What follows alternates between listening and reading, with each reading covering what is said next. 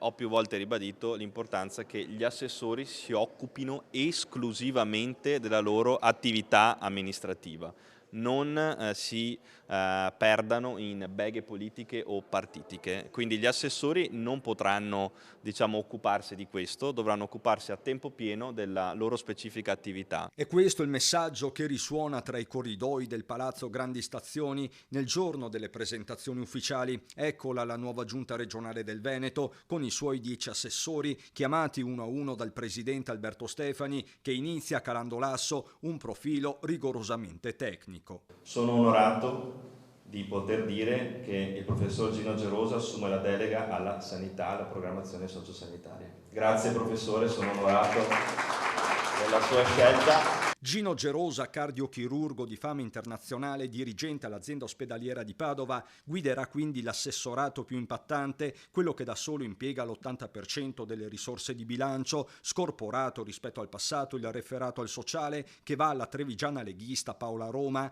che avrà anche la delega allo sport e all'abitare. Sempre dalla Lega arriva Massimo Bitonci, nuovo assessore allo sviluppo economico, unico assente giustificato della giornata, che dovrà lasciare il posto di sottosegretario al Ministero del Made in Italy. L'altro leghista è il vicentino Marco Zecchinato, già sindaco Orgiano. A lui le delega all'urbanistica, enti locali, identità veneta. 5 posti in giunta confermati per Fratelli d'Italia, con il veneziano Luca Spavanetto che diventa il vice di Stefani. Il suo assessorato è pesantissimo, spaziando dal turismo al lavoro, materia quest'ultima che non sarà più della polesana Valeria Mantovan, che resta all'istruzione e alla formazione e si prende la cultura. A Diego Ruzza, già sindaco di Zevio, vanno trasporti e mobilità, mentre Filippo Giacinti, primo cittadino ad Albignasego, si occuperà di bilancio. Da Belluno arriva Dario Bond, anche per lui un super assessorato, agricoltura, caccia e terre alte con relativa gestione dei fondi comunitari derivanti. A rappresentare Forza Italia è la padovana Elisa Venturini, consigliere uscente, un passato da sindaco di Casalserugo, per lei protezione civile e ambiente.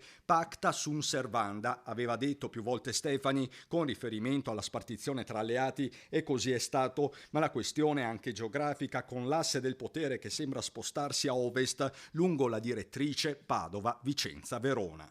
Il baricentro politico di questa giunta si sposta su Padova-Verona o è una giunta equilibrata tra i territori? È una giunta assolutamente equilibrata, nel senso che intanto garantisce la territorialità di tutte le province. Non solo assessori però, con Stefani che ha sfruttato una possibilità normativa, quella di individuare dei consiglieri delegati. La prima è la veronese Elisa De Berti, assessore